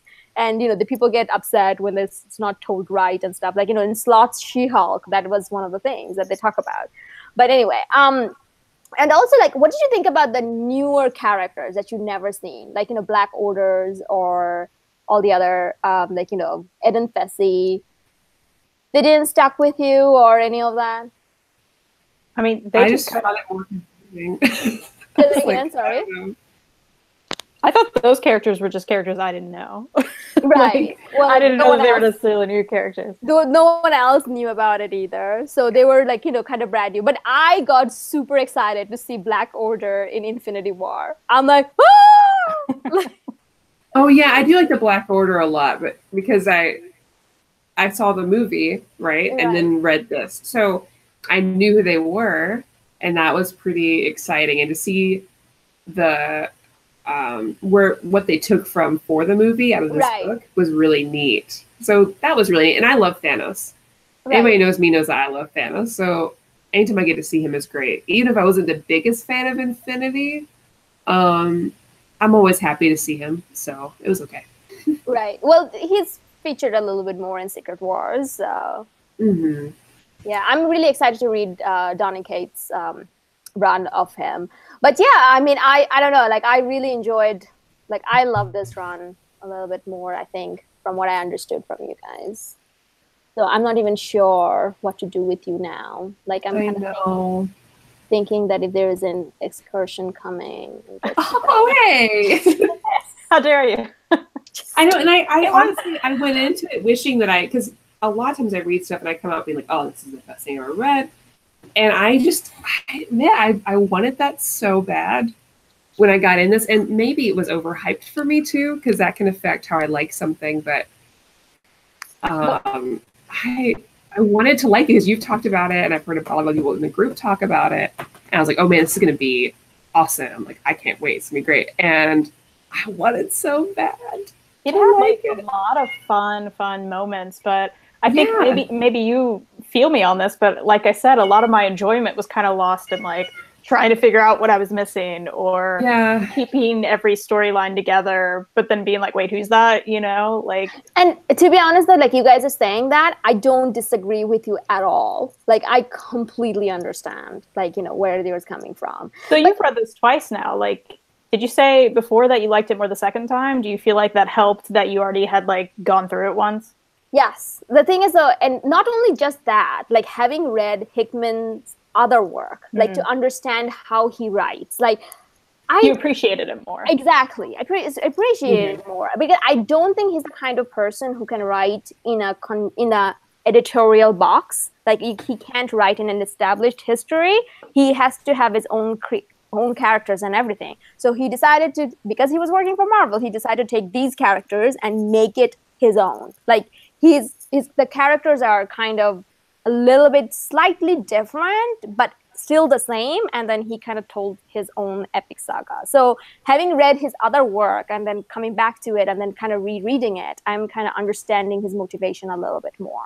And especially like, you know, what I told about like the Shield book is actually kind of gives a little bit into how Tony got to be the way he was. Like, you know, his ideas and stuff like that, because it's kind of got to do with his father and then, you know, how it came to be. But so this is one of the kind of discussion that comes up with this a lot. And I think you ladies would be a perfect person to kind of talk about this because given that, you know, not having read Avengers before and stuff, there's a lot of discussions of like a lot of criticism about this that comes around is that this doesn't have enough character development, which I'm always baffled by, like, you know, that where that criticism comes from. What do you ladies thought on that? I definitely I can see that, and not with everybody, but like some people I feel like got development, but then they weren't utilized afterwards. So I don't entirely agree with the development part because I do think characters were developed, but I think there was a tendency in the book to where some characters would get a nice development story that would get me really hooked on them, and then I wouldn't see them a lot after that. Or like and that for was me, kind like of a bummer. Yeah, like whenever for instance, old man Captain America or whatever like popped up, I didn't really get a feel for his character because I was like, wait, why are you here? What is this? Like, what's going on? And maybe had I read that other stuff, I would at least feel more for him or understand him more, you know? Sadly, no? Because sadly, no, in the sense like he becomes old in the last issue. I think issue before last in the Remenders run, and I don't know what happens to him. Like I haven't read anything else. So the thing is, I think this kind of happened just after this. So, but I don't know. Like I think like, you know, a lot of the criticism is like, oh, the characters are not developed enough. I'm like, what does character development even means? Like, I'm not developing while I'm talking to you guys. I have been developed before, and I'm here, and I'm having an interaction. And that's what, like, you know, these characters have their own story elsewhere, and they're just here, and then something happens, and they make a decision, and then. Well, I think that's part of maybe where the criticism comes from is we're just seeing this event in it. But maybe if we went to their own book, we'd be like, okay, we understand you more, Reed, or whatever. Right. Well, I'll never understand Reed, but that's okay. You know, so. I loved him. That's I was most surprised, but I was like, I love Reed Richards. It's really cool. Like, okay, so I have a quick question for you, Priya. Do you feel like, because I do want to reread this, because I did like it. Right. And not like it, but liked it. And I love Secret Wars. Did you like it or did you not? Because I'm still confused. I'm just kidding. Well, okay, so I liked parts of it, but overall I'm like, I don't know. Okay. But I love Secret Wars, so overall I'm happy with it. Right. But and I'm glad that I read it. And I do want to reread it after reading other stuff some more. So do you think that this experience could be more enhanced by having read the Fantastic Four before reading this?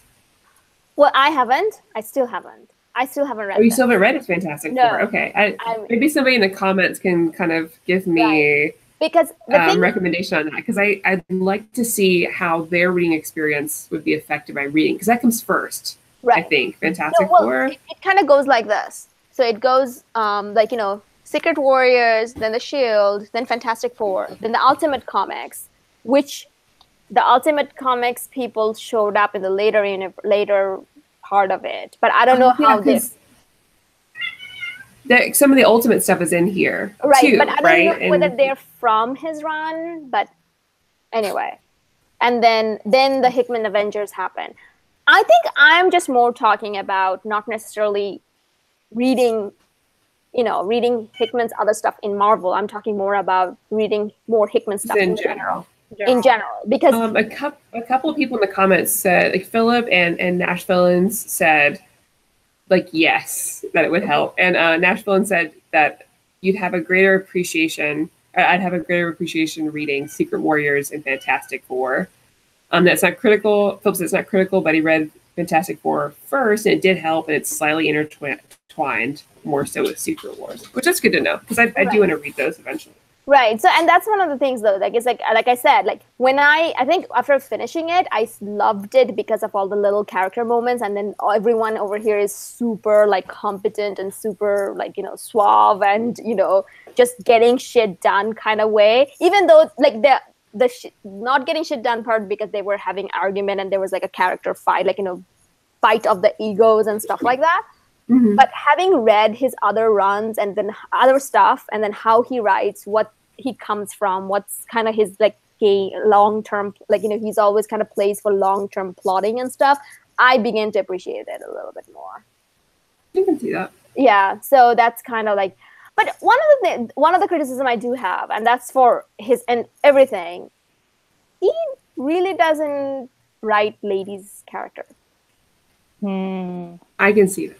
Yeah. Except for I like Smasher a lot in the beginning. But, you know, the thing is, like, speaking of, like, character being developed and then not being used, like, there was the White Swan, then there was Smasher, there was Ex Nihilo and his sister, I'm forgetting her name, like, Captain Marvel, Black Widow, Spider-Woman, they were all there at the beginning, and then...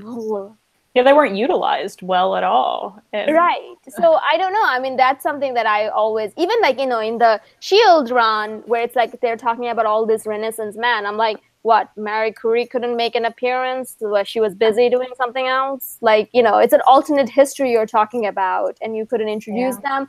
And he does that also in Manhattan Project as well. But I don't know. I mean, I that's one of the things that would always kind of make it me not, like, be a little bit more, like, a little hesitant about saying that this is the best thing ever, although I am saying that. But this is a soft, this is the best thing ever versus, oh my God, I love it so much, I want to eat it. So right. Like, you know, it just, I don't know. I like, did you felt that? Yeah. I feel like anytime a woman would pop up, you said Smasher's cool, and she was cool, but, like, she wasn't in it a lot, you know? And then she had a baby, and that was it. What's with the baby, guys? That's a t-shirt. What's with the baby? Yeah, it was kind of weird. Baby okay? I don't know. And you know what? That actually could have been an interesting thing, because the baby had powers, clearly, and, like, what's happening with the baby. Maybe it happened later on in something else. I don't know. I gotta be honest with you. So before they got together, right, which came out of nowhere, I again, I don't have any knowledge of these characters, so I thought that Bobby get together. Knew you were going to say that. They were gay. I'm so with you. Yes. So I was like, no, they are a couple. 100%. So I was really confused when they got together. I was like, so when he came in the room and saw them together, I thought, oh man, I'm so sorry. You didn't know that he was cheating on you with this girl. I'm so with you there. Yes. I was real surprised. I actually thought the same thing, because they were vacationing on a beach together. Yeah. I'm like, they were nearly rubbing suntan lotion on each other. Like, they always had their shirts off together. I was like, yes. I honestly thought they were together, but then I'm like, oh, they're not together. But, you know, the thing is, one thing though, that Eden Fessy, he goes on to become a very prominent character in Coates' Black Panther run. which I thought was pretty cool. So, and he actually begins in Secret Warrior. Like, he begins there. Then I think he has like his time over there. And I think he's featured a little bit in Bendis's, but he then went on to become like, I think one of the existing character, like, current characters in the Black Panther. But I really wanted Ex Nihilo to be around. I liked him a lot. He was really cool. Sweet. Like, he was kind of going around and then being like, whatever. I'm like, well, the world, like, we judged your heroes and we found them wanting, and then just dropped Captain America in the world. Yeah. He kind of he's kind of wholesome later on. Like, I kind of liked how I was like, okay, well, I'm down to hang out with you guys. This is great. I was like, that's my character. I'm like, you guys kidnapped all these people. Like, nah, it's fine. We're just, we're gonna have them back. Like, it's fine. So yeah, so I think, like, that's a common consensus. Like, what I'm getting the same feel that there's a lot of, from both of you, that there's a lot of cool moments, but overall it was a little bit like, you wish that it was more in, like, what you call it, more was the word I'm looking for is like just in its own world, so that it wasn't distracted by other events. Yeah, or at least give me some annotations or something. Like, right. Yeah. Like, let's play a Jeopardy. What is that word? What is that word I'm looking for? Like, inclusive? Like, I know that's not the word. No. The word is inviting? No, yeah, that could. I don't know. Standalone. Yeah, I don't know. That's the word. Like, you wish it was more standalone, and I think that's. I think that's a common, like.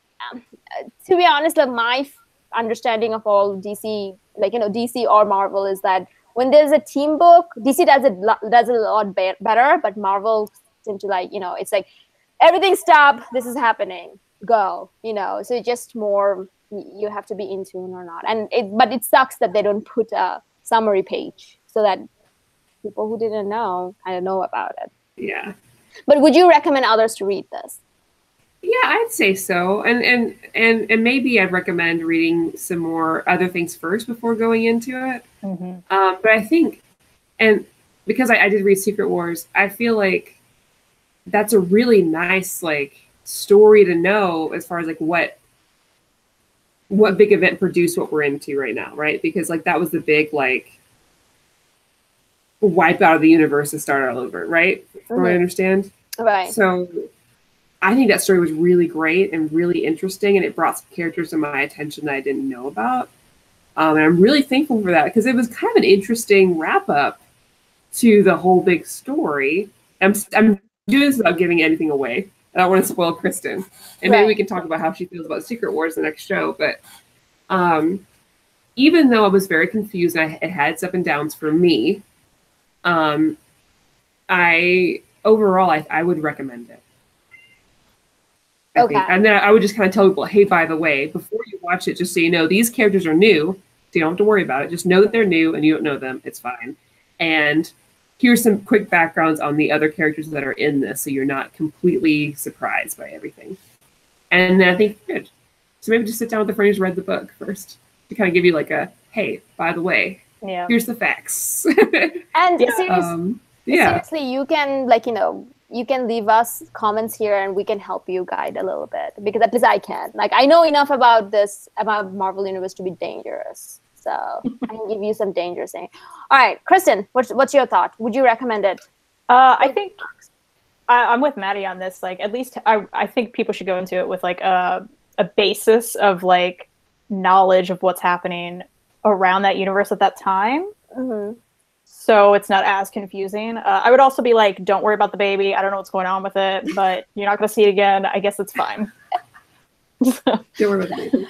Can someone in the comment please say if that baby comes back? Because Kristen's supported. Also, those guys apparently not together. Was pointless. Say that again? If it doesn't come back, then that whole story was pointless, except for her to be like, hey, I guess, the whole reason, I guess, was that she wouldn't feel like, they didn't want, maybe Hickman didn't want her to join in with, what's his name's crusade, right, against Earth. And he's like, I've got to find a way out of this. There's only way the only reasonable way she would say no is if she had a baby, because she's a woman. I'm just kidding. That's harsh. But if I was, if that was my ultimate negative way, that's how I would say it. Like, well, the only way a woman would say no to fighting is if she had a baby. No, that's I'm not kind of denying that probably didn't cross Hickman's mind, because sometimes I read a comic book and I'm like, no woman in this world ever thought that, sweetheart. So I don't know what you're smoking. So yeah, I kind of, yeah. That's okay. But yeah, so for me, I'm obviously like, I love this saga. I understand all its flaws, and everything that Maddie and Kristen said is absolutely hardcore truth. And I'm not disagreeing with it, but I do think that it has some of the really cool moments. And like, if you were kind of like me looking for a very sci-fi comic, that like, sci-fi story that kind of goes like, expands over like epic scale, this is a perfect one. Even though we just kind of sit here and spoil so many things right here, we would still recommend that you read it. But yeah, and the thing is that I was actually, one thing another thing that I was kind of hoping that they would do, that one of the arts is actually MCU. That would have been super cool, because I'm still surprised that that's not a thing that Marvel does. Like, why don't they say that MCU is one of their universe? Like, that'd be cool. Yeah. It's literally in the name. It says like, it's literally in the name, Marvel Cinematic Universe. So I don't know why in the comic, like, no one ever mentions this. Like, they should do that, because it's a good universe. Like, I think that'd be great. Yeah. So if DC did it, I'd be a little upset. But Marvel should be great. No, DC doesn't do that though. I don't think they have alternate timelines. That's not a thing that DC do. Yeah, they have multiverses. No, but the thing is, that's Elseworld. That's completely separate. I feel like, no, I'm wrong. Yeah, no. Because I think this is the run where they bring all the universes together in Marvel. Before then, they didn't know each other. But yeah. But the thing is, like, I don't know, like, why that's not a thing that happens now. So in that case, like, all the fanboys will say, oh, that didn't happen in comics. Shut up. That's a different universe. Shut up. That was later. Yeah, that's a different universe. Disagree with me. Oh my God, I wish I could tell that to people more often. But anyway, all right, so I think that was our whole discussion about Hickman's Avengers. It's very condensed. There's a lot of things to talk about, but we just kind of picked our feelings and thoughts, and had a very nice chat. So leave us a comment and then tell us whether you disagree. We don't care. I mean, if you agree, but I'm just kidding. Just leave us comments. But anyway, before we wrap up today's show, which is the first episode, and I think it went very well. What do you ladies think? Heck yeah. About it. Yeah, of course. Yeah. Yeah. So, oh my God, I'm so glad I picked you, Kristen. No, I mean that. And then anyway, so there's two additional announcements. We promised two additional announcements. One of them is like next week we were gonna have a very exciting guest on our show. Her name is Harriet Glickman, and if you know Peanuts by Charles Schulz, you'd know that she is kind of behind the creation of the character of Franklin, the African-American kid that joined the school with Charlie Brown. And she will be joining us to talk about her experience, importance of inclusivity and representation in comics and all that. We are very excited to have her. And then 1 week after that, on August 26th, I would like to say, we're going to have our very own, let me check the time. So 26th. August 26th, we're going to have our very own Frank Goggle, who is the writer of Grief. He will be joining us to talk about his experience. And, if you haven't read Grief yet, it's going to be out in IST, I think this week. I think it's going to be this week. So definitely pick it up along with Heathen, which will be on 50% sale. So there is a lot of cool things coming up. We'll be joining you guys every Sunday at 8 p.m., which is the new prime time. But yeah, so any closing remarks, ladies? I want to say thank you again to our sponsor, In Stock Trades, where you should get those books on Tuesday. Heathen will be 50% off, like Faria said. Grief may be on there, hopefully. Get that to round up your $50 order to get free shipping. You will also get a 2% loyalty discount for the next week. Exactly. And then how much discount people can expect from that? From what now?